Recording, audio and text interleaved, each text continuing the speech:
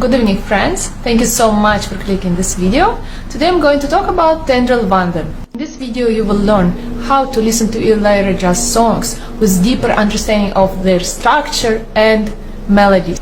You will also learn two important features which make the song especially unique. At the beginning there is an introduction similar to what composers of 19th century would use for their operas. However, it's not just an upward moving double third sang by a choir. We can hear some features of counterpoints in that. Western music la counterpoint nu something irukku. Counterpoint na harmony appdi solradhu more than one note sounded together is harmony. அதாவது ஒரு சாமுரி சேர்ந்த மாதிரி பாடினாங்கன்னா அது வந்து harmony. More than one melody sounded together is counterpoint. So if you are wondering what makes Ilaiyaraaja so special, his knowledge for Western classical music empowers him.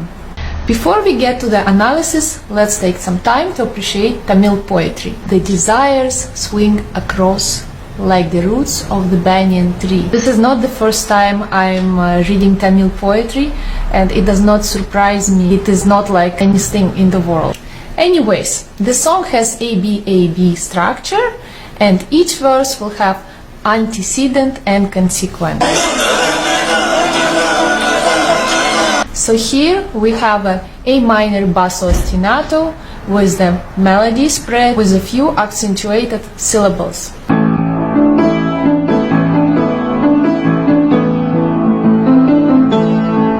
If you are planning to make a cover of the song, make sure you fill up your A minor triad.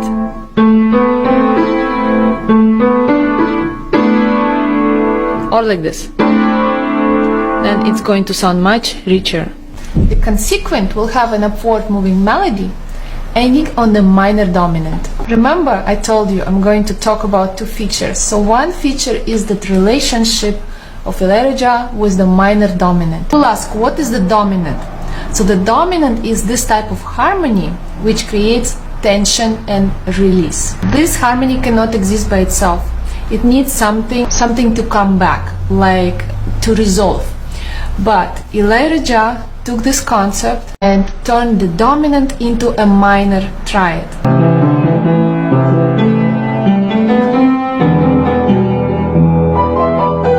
So if it was Tchaikovsky, for example, he would have used a traditional dominant and the song would have sounded like this.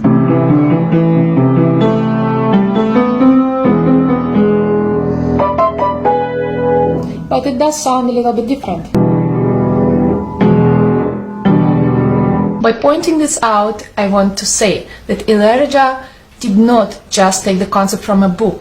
He added something personal to it. If you ask me to give my opinion on your composing skills, I would say yes, go back to the roots, study Carnatic music, but add something new, something from yourself, something you feel like doing. Tune பண்ணிட்டு இருக்கும் பொழுது இந்த ராகத்திலே ஃபுல்லா இருந்தேன்னா ஒரே ஒரு note மட்டும்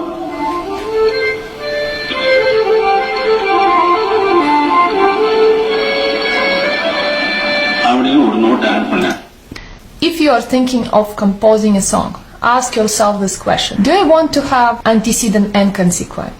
Do I want to have one antecedent and two consequents? Do I want to stick to the related key, or I can modulate to a non-related key? Because Ilaiyaraaja has a variety of tools to apply. He will not do same thing twice. He will come up with something different every time.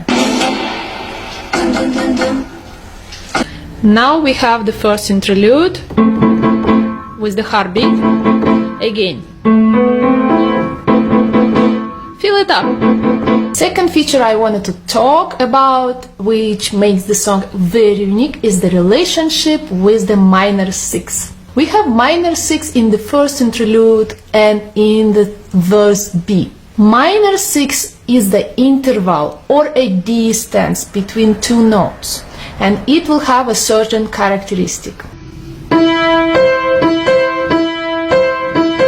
That is the minor six.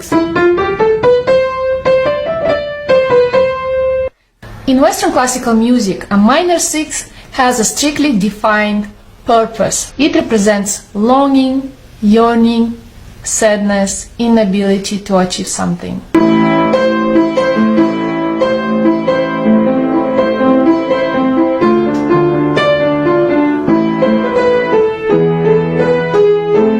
Now the minor 6 is one of the most favorite intervals to use by Peter Tchaikovsky, Robert Schumann. Okay, now you're in minor dominant.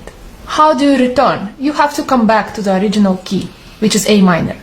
How do you do this? So if I was a composer, I would have very limited options to do that, and I would do this.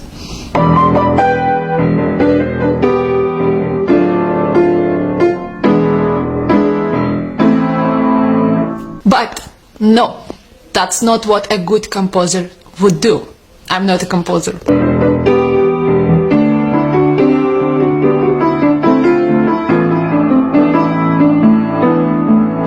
Did you hear that amazing journey from a minor dominant of E minor through D major, G major, and finally he modulates back to A minor?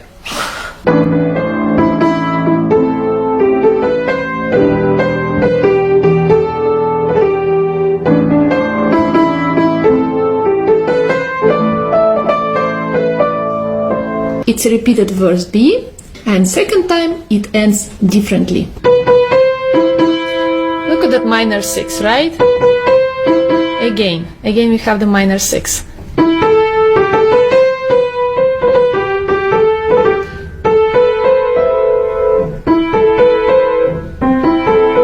In the consequent of the second verse, we have a beautiful intonation.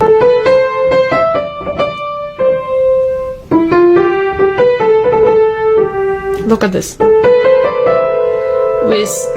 With the 4th degree omitted and with the 4th degree omitted.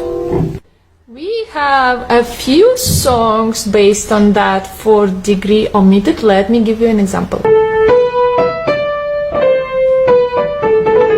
All the examples which I just gave you have that feeling of strong desire, inability to achieve, longing, sadness. Me as a classical musician, I always pay attention to the intervals because they give me the answer. What is music about? I don't need lyrics to understand.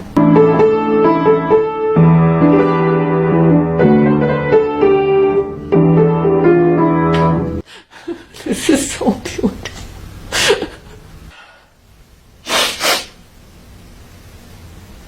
I just get so emotional.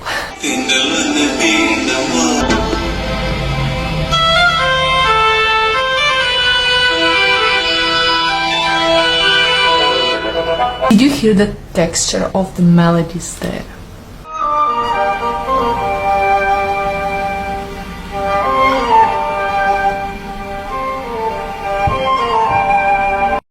Tchaikovsky Symphony No. 1. Does it have a similar character?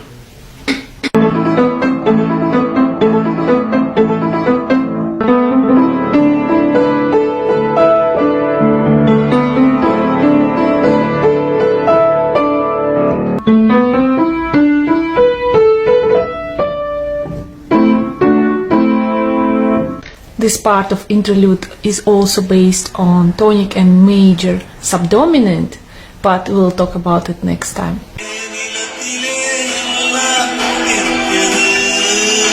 I received so many comments about how you changed your understanding after my explanation.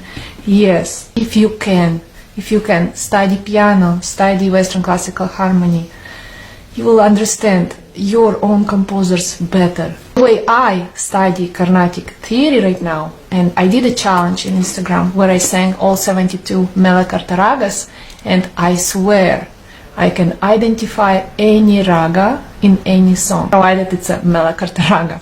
Not only it helped me to become a better musician, it also gave me a lot of confidence. Unfortunately, I can't accommodate all of your requests and make a separate video for all the requests you asked me. But I do them in my Instagram stories, so if you would like to see that, you're welcome to join my Instagram. Thank you so much for seeing my video and see you next time.